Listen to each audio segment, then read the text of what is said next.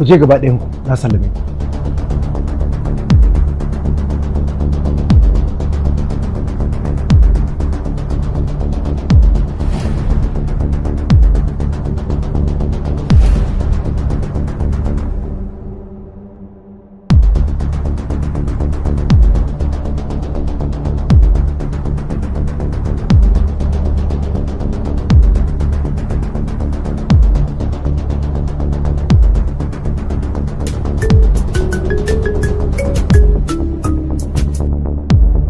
Ranka ya daɗe.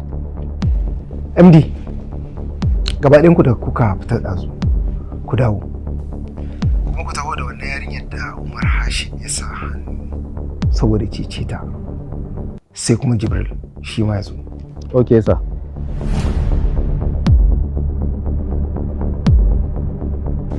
Hajiya Sara, bismillah.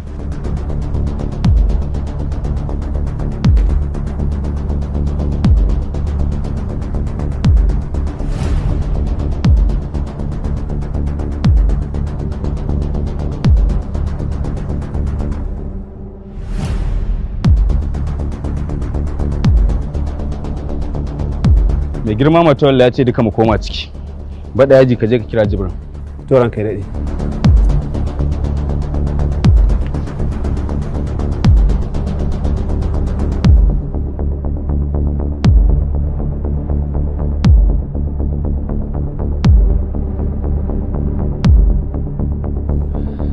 Mai girma Matawalla ya ce ka halarci ofis ɗin Hajiya Nafisa yanzu. Mallam to ai ba da aka fara zaman ba. Ta yaya zaka kace dole sai na je? Okay. To aje a gaya masa cewar ba za ka zo ba kenan ko? A'a. Ko kai me yasa kace so ka dinga zaburani ne? Ka je ka faɗa masa din. Haka ce? Eh. Kaga. Sai ko me?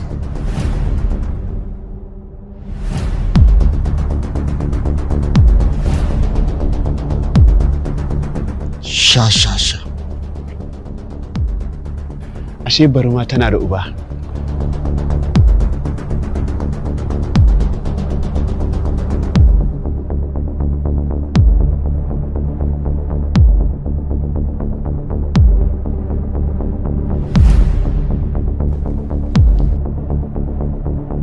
Na lura abubuwa da dama sun faru sakamakon son zuciya da kuma rashin bin ka'idar aiki. Ko mutum bai san girman Allah ba, idan ya tsaya yayi la'akari da yadda rana take fitowa ta faɗi, dare ya mai gurbinta, sannan gari ya sake wayewa, ya kamata mutum ya san cewa akwai mai tafiyar da haka. Kuma shi mai tafiyar da hakan nan shi ne idan ka yi abu mai kyau da mara kyau yake ba da sakamako. Shin wane ne wanda ƙarfin ikonsa da kuma buwayarsa ta gagara? Allahu Rabbil Alamin.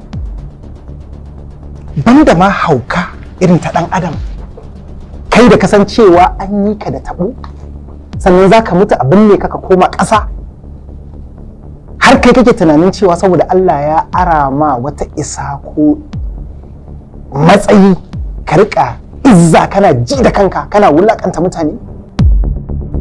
Babu wata ni'ima da Ubangiji bai wa mai girma Matawalla ba. Amma kun san me yasa nake taka tsantsan?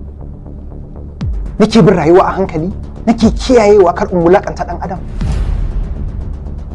Ba komai bane illa ina jin tsoron in wulakanta bawan Allah.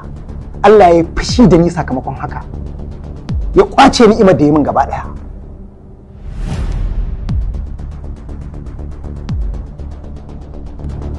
Malam Ali Ibrahim Badayaji.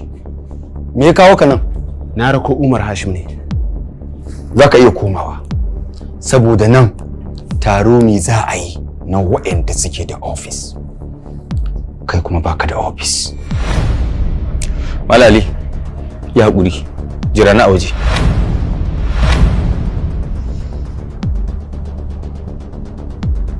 Kai kuma za ka iya zuwa ka zauna akan kujerar tuhuma Malam Umar Hashim.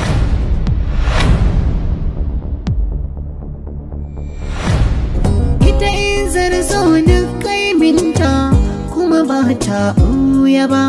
daɗin cin alkairi wani ba zai cutu ba. Mai so baya duban isa in ba shi zai yi ba. Isa ba ta sanya biyayya in ba so za a yi ba.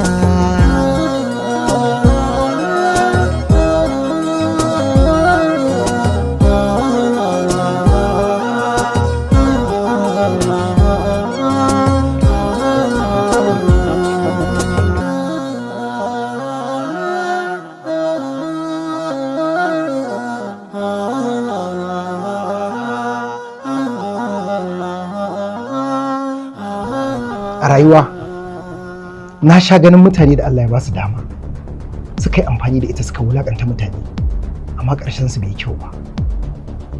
Wannan ya zama darasi gare ni, ya kamata kuma a ce ya zama darasi ga kowane ɗan adam. Ina yarinyar da suka wulakanta? Dadi, ita ce wannan, sunanta Karima. Abinda Mumina ta faɗa gaskiya ne? Gaskiya ne.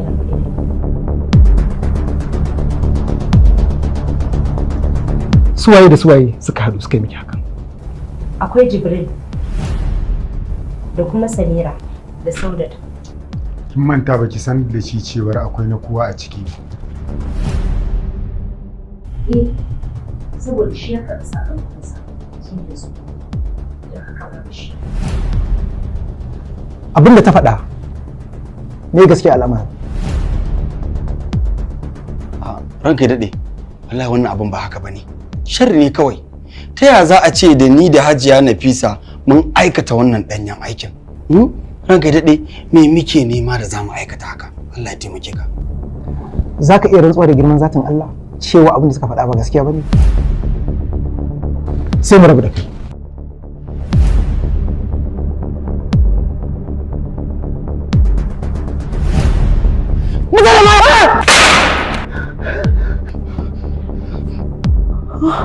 Ya lillahi.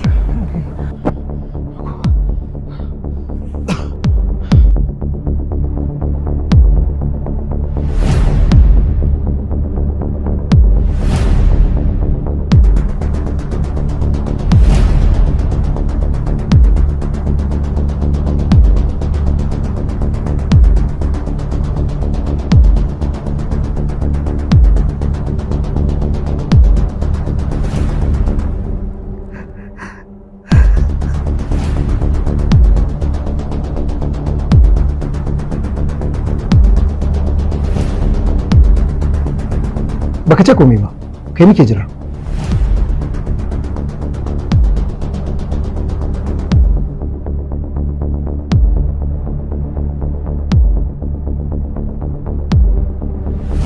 Wallahi in dai baka canja halinka ba, wallahi ba za ka gaba da duniya lafiya ba. Tabbas ranka ya daɗe. Wallahi abin da Karima ta faɗa gaskiya ne. Tabbas na san na aikata ba daidai ba.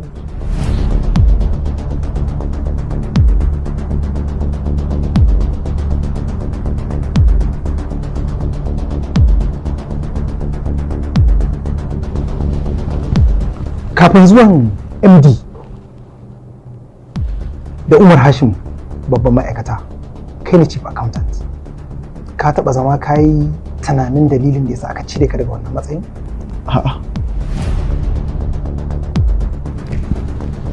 Hajiya Sara ta kawo ƙorafin rashin cancantanka akan wannan mukamin. Wannan shine dalilin da yasa na sauke ka.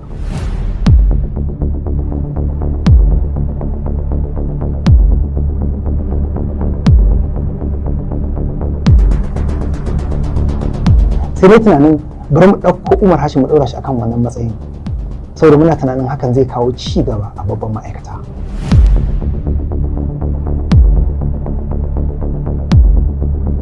Muna tunanin cewa yin hakan zai sa ka shiga taitayinka.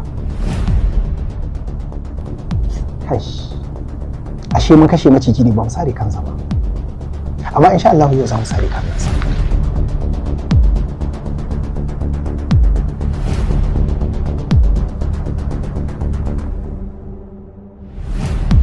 Mama na, wani ƙorafi ke da shi a kansa?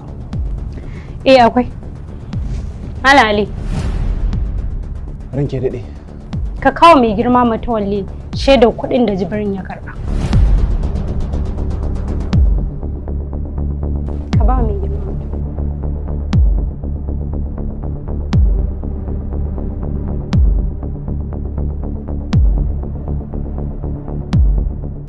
La hawla wala quwwata illa billah.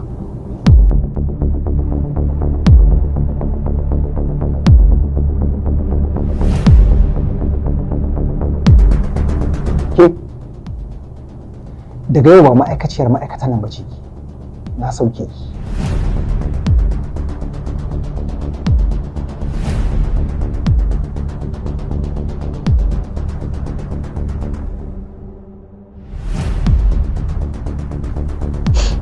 Dan Allah dadi ka yi haƙuri. Daga yau na daina Izza. Insha Allah zan koma daidai yadda mutane suke. Lokacin da ake ƙoƙarin gaya miki gaskiya, ake amfani da hadisai da ayoyin Kur'ani a wayar miki da kai. Me yasa biki saurara ba? Sai yanzu da lokaci ya ƙure miki. Wallahi dadi zan gyara. Idan kuma na kare za ka kore ni daga cikin wannan ma'aikata. Tilasirin ya yi sosuwa duk da ana da wadatuwa shi so ba zai ɓoye ba. Amma dai yanzu daga yau ba suna na Hajiya Izzar ba. Suna na... Ke wurin shiru ba na son shashancin banza. Za ki zauna na tsawon lokaci a gida. Idan kin gyara za mu gani. Da kin san idan kika karya daraja da martabar gidan Matawalle ba za ki buɗe baki kika yin wannan maganar ba. Ba tarbiyya ta bace wannan.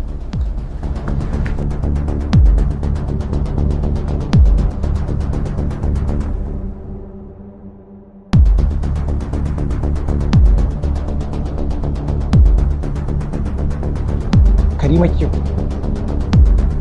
Ina baki hakuri akan cin mutunci da cin fuskar da suka yi miki. Ki ɗauka cewa wannan abin ya faru da ke ne saboda wani matsayi da Allah yake so ya kai ki.